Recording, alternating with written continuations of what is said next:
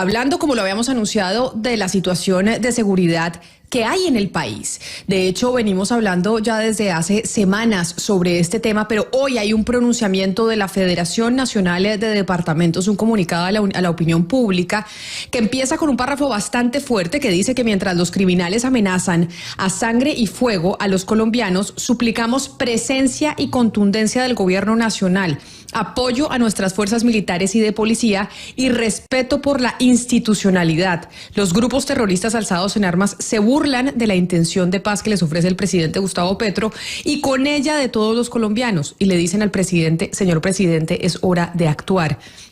De hecho, mencionan más adelante en este comunicado de la Federación de 2 páginas, que es un comunicado que hacen los gobernadores del país, es que en las sangrientas horas que ha sobrevivido Colombia, tristemente se reafirma lo que durante meses han venido clamando y advirtiendo las administraciones departamentales y la Federación Nacional de Departamentos. Y de hecho, uno de los gobernadores que ha venido desde hace rato haciendo advertencias sobre la seguridad en las regiones, diciéndole al presidente hay que hacer algo, es el gobernador del Meta, Juan Guillermo Zuluaga. Gobernador Zuluaga, bienvenido. Gracias por estar con nosotros hoy aquí en Mañanas Blue.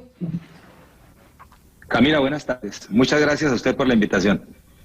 Gobernador, desde hace ya bastante tiempo usted, desde el departamento del Meta, incluso, por ejemplo, con el gobernador de Antioquia, Aníbal Gaviria, han hecho una serie de llamados al gobierno nacional cuando han experimentado situaciones de violencia en las regiones, y hoy hay este comunicado de 2 páginas al que estoy haciendo referencia. ¿Qué es lo que está pasando? ¿Hay un problema en la forma en que se está enfocando la seguridad desde el gobierno central, o el reclamo al que ustedes han venido haciendo desde hace rato sigue siendo el mismo? Camila, el reclamo es el mismo, y es que estamos a puertas de perder el país.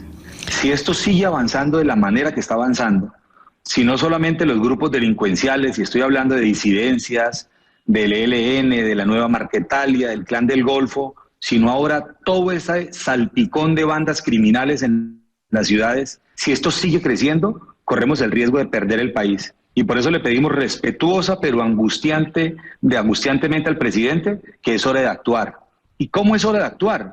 Pues necesitamos entrar en una ofensiva, que los cerca de 500.000 hombres que tiene la fuerza pública en el país, de todas sus modalidades, tanto de ejército como de policía, tenemos que pasar a la ofensiva. Porque hoy lo que hemos visto los colombianos solamente es generosidad del gobierno.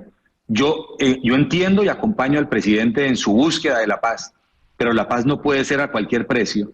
Y en ese comunicado de 2 páginas que usted acaba de mencionar, hacemos una descripción de lo que ya conocen los colombianos, lo que está pasando en el Atlántico, lo que está pasando en norte de Santander, lo que pasa en el Valle, lo que pasa en el sur del Meta. Ya no solamente es el llamado angustioso del Meta, ahora son todas las regiones del país que estamos realmente preocupados con lo que está sucediendo. Y de hecho ya hay respuesta del ministro de la Defensa, Iván Velásquez, a propósito del secuestro a un militar con sus 2 hijos por parte del ELN, y dice el ministro de la Defensa hace 4 minutos, a través de su cuenta en Twitter: no puede hablarse de paz y simultáneamente secuestrar a una mujer y a sus pequeños hijos, solo por el hecho de tratarse de una integrante de la fuerza pública. La suboficial Gislaine Karina Ramírez y sus niños de 6 y 8 años deben ser liberados inmediatamente. Es lo que dice el ministro Iván Velásquez en su cuenta de Twitter. Entonces, gobernador, lo que le están pidiendo ustedes desde las regiones al gobierno nacional, al ministro de la Defensa que acaba de trinar, al presidente Gustavo Petro, cuando se dice pasar a la acción, no decir no a las negociaciones de paz, pero pasar a la acción es específicamente ¿qué? ¿Qué es lo que ustedes le solicitan en términos de estrategia de seguridad al gobierno en el resto del país? Camila, nosotros, entre otras cosas, apoyamos a la gobernadora del Valle, que está pidiendo a gritos que Buenaventura debe ser militarizada y debe llegar la acción del ejército a apoyar las labores de la Policía Nacional, y debe llegar para quedarse. Porque ese reflejo que tenemos de Buenaventura, que una de las acciones para hablar en plata blanca y con las cartas sobre la mesa, es la militarización del puerto de Buenaventura. Pero lo mismo estamos pidiendo en todas las regiones, mayor acción y contundencia, porque de frases y de buenas intenciones ya estamos llenos.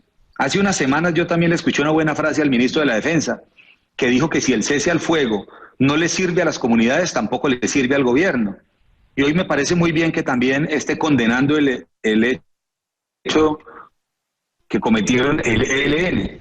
Pero es que este hecho que es lamentable, que es perverso, que es una mujer, que son unos niños, que hay un niño que tiene una condición especial, hay hechos también muy duros. Es que las disidencias ya mataron niños indígenas, los acribillaron en el Putumayo. Es que ya pusieron bombas y mataron policías y mataron civiles. O sea, cada vez es un hecho más grave. Y entonces, la búsqueda de la paz no debe ser con palabras bonitas ni con frases bien intencionadas. Hoy debemos tener esa acción de la fuerza pública que le demuestre a los violentos que no se puede jugar con el Estado y la buena intención que tiene el presidente de la República. Así que de buenas intenciones ya no queremos vivir y queremos pasar a los hechos. Gobernador Zuluaga, en este comunicado con el que abrimos el programa es de un tono respetuoso, pero es muy contundente. Incluso la última frase, ustedes cierran diciendo: nuestras regiones están ardiendo. Y le quería preguntar, yo tengo conocimiento que ustedes, los 32 gobernadores del país, pues tienen un chat donde comparten y hablan este tipo de cosas. ¿Los 32 gobernadores estuvieron de acuerdo con este comunicado o hay algunos en los que no están de acuerdo con haberlo hecho? No conozco ninguno que no esté de acuerdo con eso. Obviamente es muy respetable la posición de todos, pero la inmensa mayoría estamos de acuerdo. De hecho, el director ejecutivo en el chat y el mismo presidente de la federación, que es el doctor Roberto Jairo Jaramillo, el gobernador del Quindío, ahí discutimos y le damos aprobación. Esto salió con la aprobación de todos, por lo menos nadie se manifestó en contra. Es que los llamados son angustiosos desde Nariño, o pasando por el Chocó, o nos van a Putumayo. Hay que escuchar a Héctor Olimpo en Sucre para oír lo que está pasando en los Montes de María, o al gobernador de Antioquia en el Bajo Cauca, y lo que nosotros llevamos más de un año diciendo que está pasando en el sur del Meta. Esto casi que fue al unísono y todos respaldamos esta petición. Que insisto, señor gobernador Zuluaga, con el presidente. Señor gobernador Zuluaga, precisamente sobre esos clamores de los gobernadores era que yo le quería preguntar. Yo le pregunto desde Medellín y, por ejemplo, pues los clamores del gobernador Aníbal Gaviria han sido repetidos y yo quisiera que nos contara que pues bajo el manto de la paz total, que tanta libertad tienen los gobernadores para decidir sobre la seguridad de departamentos, de sus departamentos, es decir, qué tan son ustedes o qué tan amarrados están. Eso es una figura que es un poco gaseosa en el marco normativo de nuestro país, porque dice que la primera autoridad de policía son los alcaldes en cada municipio y los gobernadores en su territorio, pero las decisiones se toman en el Ministerio de la Defensa, quienes dan instrucciones a los comandantes de las fuerzas. Si por nosotros fuera, si la decisión dependiera de cada uno de los gobernadores, yo le puedo asegurar que la condición de seguridad sería otra, porque estaríamos a la ofensiva, no a la defensiva, ni esperando que los grupos se sigan fortaleciendo y sigan como Pedro por su casa. Pero nosotros somos respetuosos, tenemos unas fuerzas entrenadas, capacitadas, formadas en la guerra, con todas las capacidades, con comunicaciones, con aviones, con helicóptero, con inteligencia. Lo que necesitamos es que actúen. ¿Y de dónde surgen esas órdenes? Comandante supremo de las fuerzas militares, que es el presidente de la República, y de manera también coincidente, el mismo ministro de la Defensa. En los territorios no tenemos la capacidad de tomar esas decisiones, o sí tenemos la capacidad, no tenemos el soporte legal para poderlo hacer, porque si así mire, fuera, gobernador, yo creo que la realidad sería otra. Gobernador, usted está ofreciendo o por lo menos manifestando que lo que quieren es que se cambie toda la estrategia de seguridad del presidente Gustavo Petro, porque aquí el gobierno nacional le ha apostado a un proceso de negociación que incluso han llamado la paz total, y de negociación no solo con el Ejército de Liberación Nacional, sino con bandas criminales, es decir, con todos. Cuando usted plantea y usted dice, aquí lo que hay que hacer es irnos a la ofensiva, es un poco recordar la estrategia que había en la época del expresidente Álvaro Uribe, de más mano dura, de más mano fuerte. ¿Eso es lo que están pidiendo todos los gobernadores? Ese tipo de estrategia, que ahora no tengamos la estrategia de intentar negociar, sino la estrategia de decir, nos vamos a la guerra de verdad. Nosotros no estamos pidiendo que se cambie la estrategia de seguridad. Lo que estamos pidiendo es que se aplique una estrategia de seguridad ¿Por qué no tenemos estrategia de seguridad?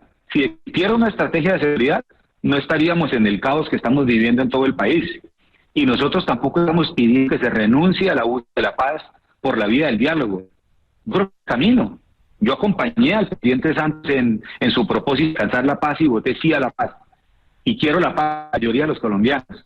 Lo que no queremos es que buscando la paz nos estén matando los colombianos, se nos esté ahuyentando la inversión, estén extorsionando a todo el mundo, volvamos al secuestro. Es que las cifras en todos los mismos que se dedican a observar estos comportamientos y la misma defensoría dicen que hemos vuelto a las peores épocas. Y aún estamos a tiempo de ganar este monstruo de 1000 cabezas, porque si siguen creciendo como están creciendo, esto se vuelve inviable y perdemos el país. Eso es lo que no queremos. Y pero gobernador, una ofensiva gobernador, con las facultades que tiene el ejército y la policía. Esto que usted dice, que no están pidiendo que se cambie la estrategia de seguridad porque estrategia de seguridad no hay. ¿En qué momento dejó de haber estrategia de seguridad? Usted ya pues va a cumplir los 4 años de ser gobernador en el departamento del Meta. ¿Esto es algo que cambió con la entrada del gobierno del presidente Gustavo Petro? ¿Se dejó de haber estrategia de seguridad o esto en el gobierno anterior también venía deteriorado y tampoco había? Es que quiero entender qué fue lo que se transformó, qué es lo que se está haciendo mal o se está haciendo bien o no se está haciendo. ¿Esto ha venido así durante los últimos años en los que usted ha estado como gobernador en el departamento del Meta o esto acá hubo un punto de quiebre con la llegada del nuevo gobierno? No, eso no obedecería a la verdad decir que en los 10 meses del gobierno del presidente Petro aparecieron todos estos grupos. De ninguna manera, eso no es serio y eso no lo podría decir ningún alcalde ni ningún colombiano. Pero lo que sí podemos decir es que en estos meses se han fortalecido militarmente, se han fortalecido territorialmente, han incrementado todo su accionar delincuencial. Pero ya lo veníamos denunciando desde antes. Es que yo vengo denunciando las arbitrariedades de Gentil Duarte, que hoy está muerto, que hoy fue dado de baja por las autoridades. Eso lo venimos denunciando desde hace 3 años y medio.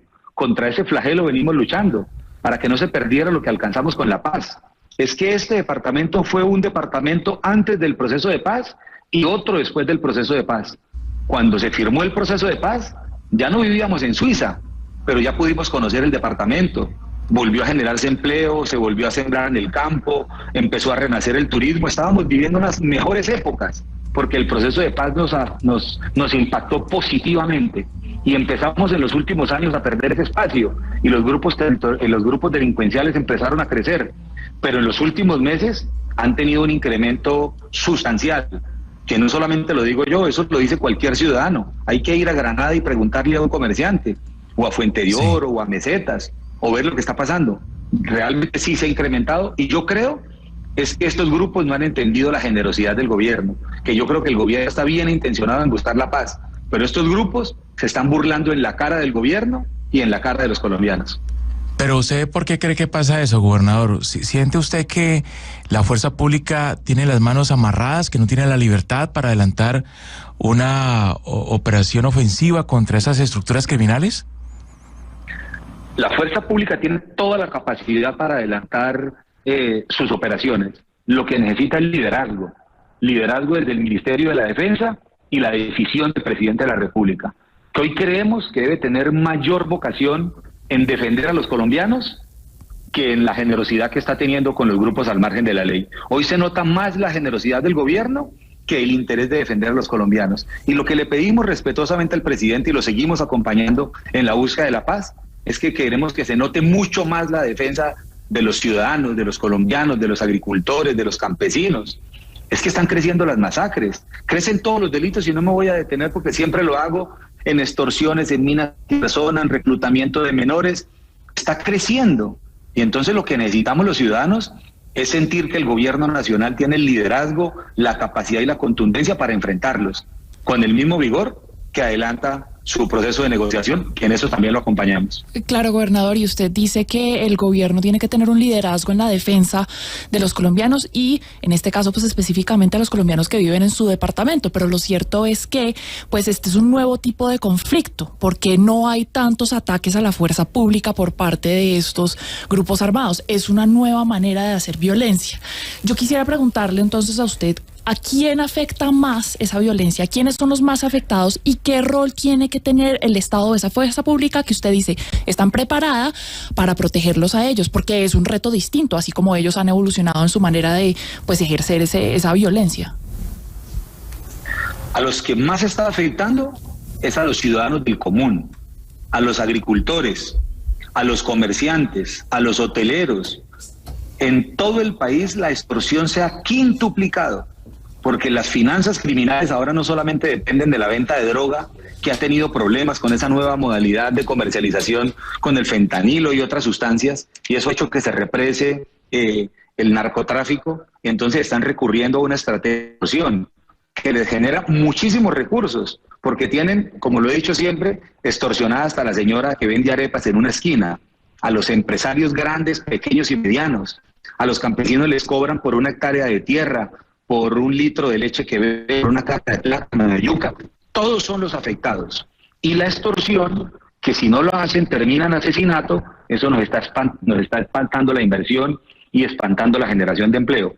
Así que los afectados somos todos. Y lo que está faltando, pues, para complementar la pregunta, es mayor decisión del gobierno. Y claro, las modalidades de la guerra han cambiado, pero así como evolucionan los delincuentes en sus modalidades de guerra, pues así también ha venido cambiando la modalidad y la preparación de nuestras fuerzas. Aquí tenemos mayor inteligencia, mayor capacidad.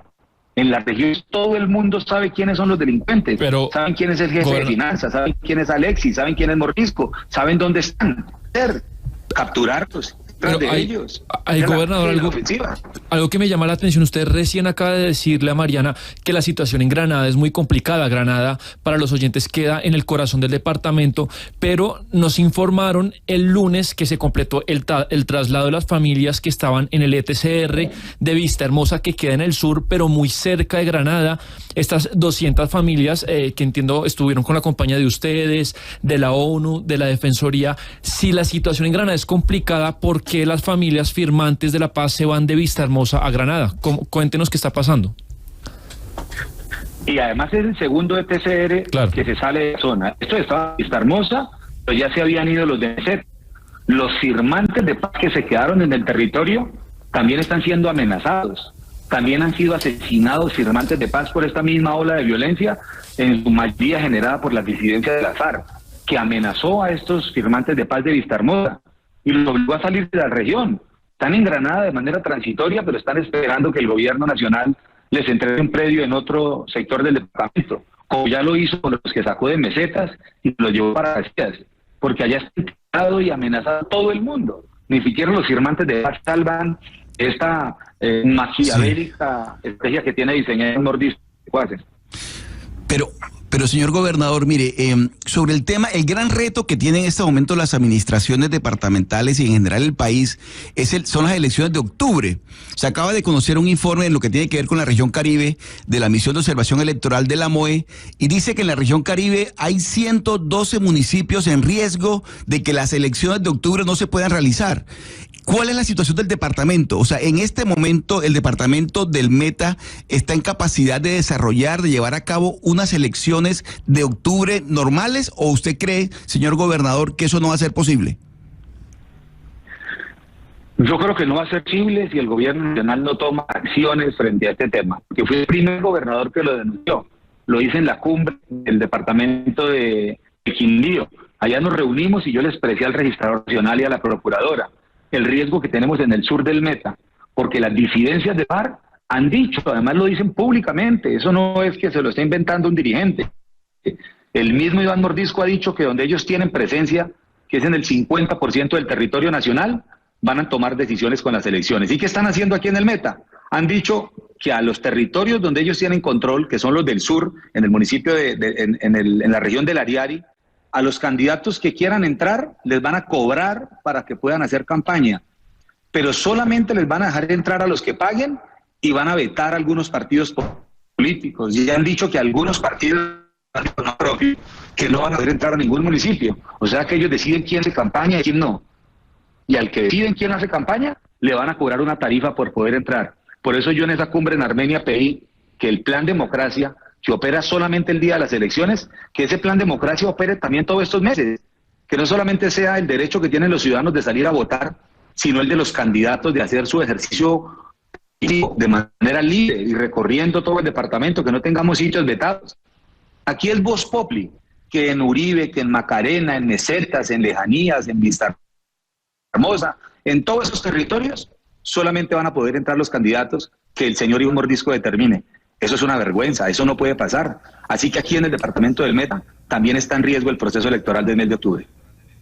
Pues mire, gobernador, por eso que usted acaba de decir, gobernador Juan Guillermo Zuluaga del departamento del Meta, que usted ha sido o fue el primero desde que viene alertándole al gobierno nacional sobre la situación de seguridad y la estrategia. Usted dice no hay estrategia de seguridad, aquí hay que plantear una. Es que queríamos llamarlo a usted específicamente el día de hoy, entre otras por el pronunciamiento de la Federación Nacional de Departamentos, los 32 gobernadores de acuerdo en decirle al gobierno nacional que es hora de actuar, que no pueden las regiones estar ardiendo y que no se haga nada. Por eso mil gracias por aceptar esta invitación, por aceptar hablar con nosotros el día de hoy, gobernador. Un saludo especial. Muchas gracias, Camila. A usted muchas gracias por visibilizar lo que está pasando en las regiones de Colombia. Que tengan un buen día. Y es que el comunicado del gobernador es bastante fuerte, de los gobernadores, Sebastián, porque son todos los gobernadores agrupados en la Federación Nacional de Departamentos. Y sí es cierto que el gobernador del Meta, junto con el gobernador de Antioquia, Aníbal Gaviria, son los que desde hace ya meses vienen hablando del tema de la seguridad y diciendo, oiga, se vienen las elecciones, que era lo que le preguntaba Oscar, y no sabemos si se van a poder garantizar que las personas vayan a las urnas libremente. Es que este no es ni el primero ni el segundo grito, yo creo que de auxilio. Esto ni siquiera es ayuda, Camila, sino si uno lee el comunicado, yo creo que la palabra es auxilio. Y lo que le preguntaba al gobernador me parecía importante, porque también, bueno, los gobernadores vienen de partidos políticos y hay algunos que son afines al gobierno de Gustavo Petro, como por ejemplo el del Magdalena.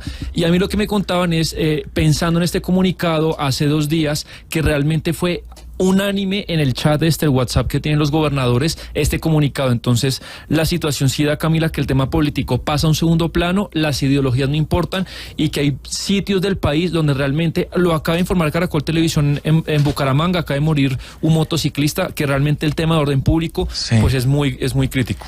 Hablando de gobernadores, Camila, está trinando la gobernadora del Valle del Cauca, Clara Luz Roldán. Dice textualmente: francamente no entiendo la definición de paz y cese al fuego del ELN. Asesinan 3 policías, secuestran a una sargento con sus 2 niños, cuando el país lo que espera es una prueba de su voluntad de paz. No más secuestros, no más asesinatos de policías indefensos, es lo que está diciendo en Twitter la gobernadora de este departamento del occidente del país, Camila. Clamándole al gobierno nacional que haya una estrategia en temas de seguridad, porque la situación está bastante complicada y sobre todo como antesala a las elecciones regionales que hay en octubre. De hecho, en algún momento cuando estuvieron hablando con el gobierno nacional y haciéndole algún tipo de reclamo, el gobernador del Meta estuvo acompañado, por ejemplo, también de la alcaldesa de Bogotá, Claudia López, que también le decía al gobierno nacional, ojo con el tema de la seguridad porque la cosa está bastante delicada. Pero ya que hablamos de Claudia López, Lucas, tenemos noticias positivas de Bogotá, porque también lo veo usted en cabina y siempre que usted entra a cabina nos tiene noticias positivas o de Bogotá o de alguna otra cosa. De Bogotá, Camila, esta vez, porque usted sabe que Bogotá tiene mucho que contar y que gracias al pago de los impuestos de los bogotanos ya son 36,000 los jóvenes que estudian gratis en las mejores universidades con el programa de Jóvenes a la U. En Bogotá la educación está en primer lugar y por eso es que se creó el programa Jóvenes a la U, que financia el valor total de la matrícula académica para que las jóvenes y los jóvenes puedan ingresar a instituciones de educación superior y prepararse académicamente en los niveles técnico, profesional, tecnológico o profesional universitario. Este programa también promueve el acceso y la permanencia de los jóvenes en la educación superior de calidad y por eso entrega un apoyo económico de sostenimiento semestral. La semana pasada la Alcaldía de Bogotá publicó los resultados de la 5ª convocatoria, por eso los jóvenes que se inscribieron deben entrar a la página web www.agenciaatenea.gov.co para saber si son beneficiarios del programa. Entonces, Camila, si se inscribieron, si el joven que se inscribió quiere saber si es beneficiario, entra a la página web www.agenciaatenea.gov.co.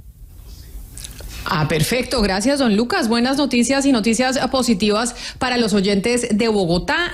Sebastián, dijimos que íbamos a hacer 2 preguntas para la regalada de las boletas en la capital. Ya que estamos en Noticias de Bogotá, le cuento quiénes se ganaron las 3 primeras boletas dobles que usted entregó. Cristian Yaya Díaz, Henry Urquina y Mauricio Silva Pájaro. Son los 3 ganadores de las boletas para la Feria Bazar que respondieron positivamente su pregunta del regional mexicano, era la respuesta, ¿no? El regional mexicano era la música que iba a reemplazar al reggaetón, según Gonzalo. Pero entonces hagamos la segunda, que regalemos otras 3 dobles antes de irnos para Guatemala, Centroamérica. Sí, hoy Gonzalo fue mi fuente de inspiración. Gonzalo, le quiero preguntar a los siguientes ganadores de estas boletas para Feria Bazar de cómo se llama la canción que lo hace llorar a usted. Usted nos contó que hay una canción muy especial que le recuerda a alguien muy cercano a usted y es una canción además muy famosa. Que nos digan, Camila, cómo se llama esa canción. Me parece fácil, sencillo, fácil. Perfecto. Los oyentes que nos escriban al 301-764-4108, nuestra línea de WhatsApp. ¿Cuál es esa canción que le hace llorar a don Gonzalo Lázari, que le recuerda a su papá? Díganos el nombre de la canción y la agrupación y se llevan estas boletas dobles para la Feria Bazar que les trae Sebastián a los oyentes de Bogotá. Y ya que Gonzalo está haciendo la inspiración hoy de don Sebastián Nora, Gonzalo, pues vámonos para su región, para Centroamérica, porque el mundo entero también está poniéndole los ojos a Guatemala y lo que está pasando con las elecciones, porque están en un limbo político en estos momentos después de que la Corte Constitucional prohibió publicar los resultados finales de las elecciones de la primera vuelta. Es así, Camila. La Corte Constitucional, que es el máximo tribunal de ese país, ordenó al Tribunal Electoral de Guatemala suspender temporalmente la oficialización de los resultados de la primera vuelta, en donde la señora Sandra Torres, expareja o ex primera dama durante el gobierno de Álvaro Colón, y Bernardo Arévalo fueron los ganadores con miras a esa segunda vuelta que se llevará a cabo, entre comillas, en el mes de agosto. Y digo entre comillas porque tal vez esta suspensión temporal de la oficialización de los resultados oficiales puede desencadenar que no haya una segunda vuelta. El día de ayer, Camila, conversamos con Bernardo Arévalo, candidato presidencial por el partido Semilla. Es un outsider, es progresista, es socialdemócrata, digamos que por encima de lo que se esperaba de otros candidatos. El señor, en contra de las encuestas de la opinión pública, llegó de segundo lugar y, repito, estará enfrentándose a Sandra Torres. Por eso, a esta hora, en Blue Radio, le compartimos la entrevista que hicimos ayer con el candidato presidencial sorpresa en Guatemala, Bernardo Arévalo. Hay que destacar lo siguiente. Lo siguiente tiene que ver con, de alguna u otra manera, lo que sucedió en Guatemala. En Guatemala se celebró una elección presidencial que busca cambiar un modelo, digamos, arcaico, un modelo muy criticado, un presidente que ha sido tildado de alguna u otra forma de controlar cada uno de los poderes del Estado. Hablamos del señor Alejandro Yamatei, y a partir de esa elección han ocurrido una serie de cosas, digamos, que de alguna u otra manera dejan entrever que lo que le depara el futuro político de Guatemala hasta el momento sería algo para nada alentador. Hablamos por un lado de 2 candidatos. Por una parte, Sandra Torres, la ex primera dama, pareja de Álvaro Colón, y por el otro lado, una gran sorpresa, el señor Bernardo Arévalo. Hemos conversado en Mañanas Blue, cuando Colombia está al aire, con miembros del partido Semilla, un partido que surgió en el año 2015 en medio de las protestas en Guatemala por el sistema político que ya pudiesen decir algunos analistas está caducado. Y fue para muchos la sorpresa que el señor Bernardo Arévalo llegase a esa segunda vuelta que se va a disputar sin resultados oficiales, porque hay que decir que la Corte Constitucional ha ordenado que no se publiquen dichos resultados. Candidato Bernardo Arévalo, gracias por acompañarnos a esta hora en Blue Radio. Gonzalo, ¿cómo está usted? Es un gusto llegar a través suyo a la audiencia. ¿Quién es Bernardo Arévalo? ¿Por qué es importante la llegada de Bernardo Arévalo a esta segunda vuelta, si es que se da, esperando que así se dé? Porque todos los analistas, las encuestas, incluso no mencionaban su nombre y su apellido. Sabemos que el partido Semilla, digamos que no es de los partidos más grandes de Guatemala. Pero, ¿quién es Bernardo Arévalo? Bernardo Arévalo es un guatemalteco que a sus 50 y pico años de edad, decide que había que hacer algo para crear un espacio político libre de la corrupción, libre de este entramado político criminal del que están construidos la gran mayoría de partidos en Guatemala. Y que junto con gente como él, guatemaltecos y guatemaltecas, que en un 95% nunca habían tenido participación partidaria anterior, se integran para trabajar, para crear este partido, pelean la elección anterior con una candidata anticorrupción que por una argucia legal es impedida finalmente de participar. Nosotros llegamos al Congreso de la República y que en este momento, pues después de hacer una gestión en defensa de nuestros principios, nuestros intereses, hacemos un planteamiento desde un binomio presidencial donde lo que hacemos es plantear la necesidad de dar un punto y aparte, dar vuelta a la página, empezar a votar fuera del marco normal de voto por un sistema político corrupto que en sus distintas variaciones de color, de cancioncita, de nombres de partidos son sencillamente expresiones de esa misma sistema, ese mismo sistema que se ha venido desarrollando prácticamente en los últimos 20 años. Votar por Bernardo Arévalo en esta elección, votar por el movimiento Semilla en esta elección, ha sido votar por apostarle a la posibilidad de que Guatemala puede empezar a librarse de esa asfixia que causa este sistema político corrupto. Fíjese que hay algo que sucede con los outsiders en América Latina. Pasa en Chile, pasó en Perú, puede pasar incluso en Costa Rica con el señor Chávez. Y es que la gente está necesitada de cambios y el outsider promete algunos cambios que tal vez no va a poder realizar. Y por ende, el golpe es mucho más fuerte. Ahí están los números de Gabriel Boric en popularidad. Ahí están los números, o más que números, la realidad de Pedro Castillo. Lo que está pasando con el presidente Gustavo Petro. ¿Usted cree que el outsider que entra a una carrera presidencial, en este caso, usted es uno de ellos, promete más de lo que puede dar por el sistema político de América Latina? Mire, nosotros hemos sido muy pragmáticos en términos de lo que estamos ofreciendo, precisamente porque siempre asumimos la posibilidad de tener que gobernar y tener que entregar lo que estábamos ofreciendo. Nuestro plan de gobierno es el único plan de todos los planes que se han presentado en esta elección, que está calculado sobre la base de un presupuesto real, que sabe cuánto cuesta lo que se está proponiendo, de dónde va a salir el dinero y qué impacto va a tener eso, tanto en términos de los resultados como de la macroeconomía, etcétera. Sabemos que vamos a tener un enorme reto porque el Congreso no es un Congreso donde nosotros vayamos a tener un control mayoritario, a pesar de que ahora nuestra bancada se cuadruplicó. Pero tenemos una estrategia para lograr, en caso de que haya un Congreso no colaborativo, empezar a no caer en la trampa de quedar sujetos a lo que quiera hacer dejarnos secuestrar, por ponerlo de alguna manera, por el Congreso de la República. Pero tenemos claro que tenemos que entregar una serie de resultados rápidos y efectivos, precisamente para ganarle el espacio y la legitimidad para poder empezar a generar los cambios un poco más sustantivos. Va a ser un reto, pero la principal exigencia de los guatemaltecos hoy es un gobierno decente, un gobierno sin corrupción. Y un gobierno decente y un gobierno de corrupción, eso sí, estamos seguros que vamos a poder entregar. ¿Qué es lo que pasa en Guatemala? A ver, don Bernardo, Álvaro Colón, Otto Pérez Molina, Jimmy Morales, Alejandro Yamatei, todos los gobiernos sumergidos en grandes actos de corrupción. Bueno, incluso Otto Pérez Molina sale con este nivel de protestas que sacuden a Guatemala, en donde además se produce el nacimiento de Semilla. ¿Qué pasa en Guatemala? Bueno, lo que hemos tenido es que, mire, yo llevaría esto a la firma del acuerdo de paz.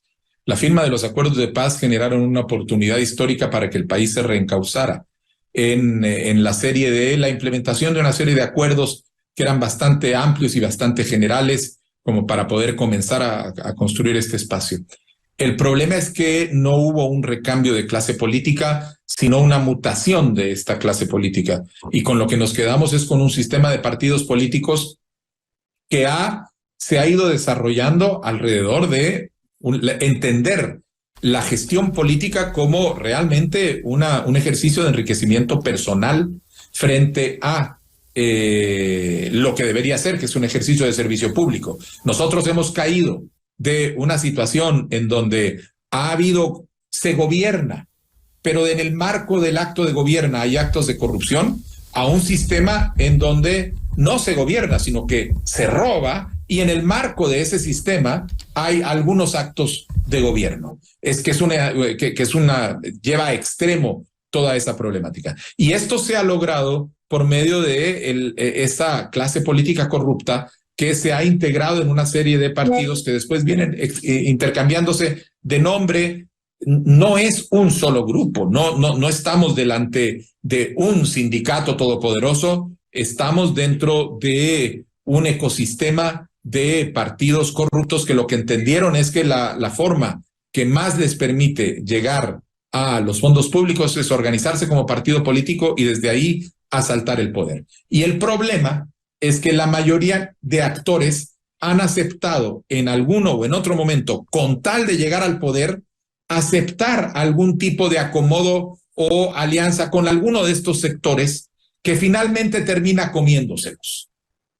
Nosotros por eso hemos sido categóricos desde el comienzo de que nosotros no aceptamos y no hacemos concesiones con la corrupción, porque sabemos que si hacemos eso, en ese momento vamos a abrir una enorme vulnerabilidad en nuestras vidas. Don Bernardo, del Triángulo del Norte, el único país que falta por caer en el modelo buquelista es Guatemala. Ya Xiomara Castro ha ido enrumbando el camino de la lucha contra las maras de una manera muy cercana a la que está utilizando Nayib Bukele. Criticado, por cierto, aplaudidos por otros. Si Bernardo Arévalo llega a la presidencia, ¿seguirá el rumbo que ha tomado El Salvador y ahora Honduras con respecto a las maras, a la violencia? Mire, el presidente Bukele le da respuesta a los problemas de El Salvador como él entiende que tiene que darles respuesta. Nosotros tenemos una lectura muy clara de los problemas de la criminalidad y la violencia en Guatemala. Tenemos muy claras los objetivos que son necesarios para poder restablecer una medida de seguridad para la población. Pasan por recuperar calles y territorios que ahorita no están en control del Estado, sino en control de grupos criminales, por recuperar las cárceles que se han perdido y por utilizar los aparatos de inteligencia que no se usan, de manera que no hay ningún efecto preventivo alrededor de todo lo que se está haciendo. Pero nuestro compromiso es hacerlo todo dentro del estricto marco de derechos humanos que existe en el país. Y creemos que no hay ninguna contradicción entre la búsqueda de una seguridad que de manera clara y contundente le ofrece seguridad al ciudadano al atacar los problemas de manera concreta, haciéndolo en el marco de un pleno respeto de los derechos humanos. Tengo dos preguntas para finalizar, don Bernardo. Y la primera tiene que ver con cómo algunos analistas tildan a Bernardo Arévalo desde afuera, el socialdemócrata. Puede ser que la centroizquierda llegue a Guatemala. Es así, si vemos el péndulo, como usted sabe que en América Latina se mueve de un lado para otro, si Bernardo Arévalo llega a la presidencia, ¿el péndulo en Guatemala se movería más a la izquierda que a la derecha? Yo le diría, Bernardo Arévalo y el Movimiento Semilla son progresistas. Y si nos sentimos cómodos dentro del marco de la socialdemocracia. Pero nosotros hemos sido los primeros desde que comenzó esta elección en decir que el problema actual de Guatemala no es un problema ideológico entre izquierda y derecha y que es un error tratar de presentarlo como tal. El problema ahorita es uno entre corrupción y instituciones libres de la corrupción, entre institución y decencia. Y en la lucha contra la corrupción caben todos los guatemaltecos, excluyendo los corruptos, los violentos y los autoritarios. Nosotros tenemos claro, nuestro programa lo demuestra, tenemos un programa que tiene una visualización muy clara de lo que quiere hacer en términos de empezar a atender las grandes deudas que en desarrollo tiene nuestro país hacia su población, el Estado guatemalteco hacia la población, pero no creemos que esto en este momento deba ser planteado como un problema de izquierda-derecha, sino lo más importante es rescatar el sistema político de las manos de los corruptos y refundar un sistema que sea viable a partir de la convicción en el Estado de Derecho y en vivir libres de la corrupción. Permítame, usted menciona el progresismo y sabrá que Gustavo Petro en este momento, levanta esa bandera junto con el presidente López Obrador, el presidente Boric, muy distinta a la izquierda que plantea Nicolás Maduro, Daniel Ortega y Díaz Canel. Y usted hablaba del proceso de paz y las secuelas que ha dejado el proceso de paz en Guatemala a nivel político. Yo le quiero preguntar por el proceso de paz que quiere llevar a cabo el presidente Petro con bandas criminales, con el ELN, la paz total. ¿Usted cree y confía en que el presidente Gustavo Petro pueda lograr esa paz total, la negociación con el ELN, con las disidencias de la FARC y con las bandas criminales?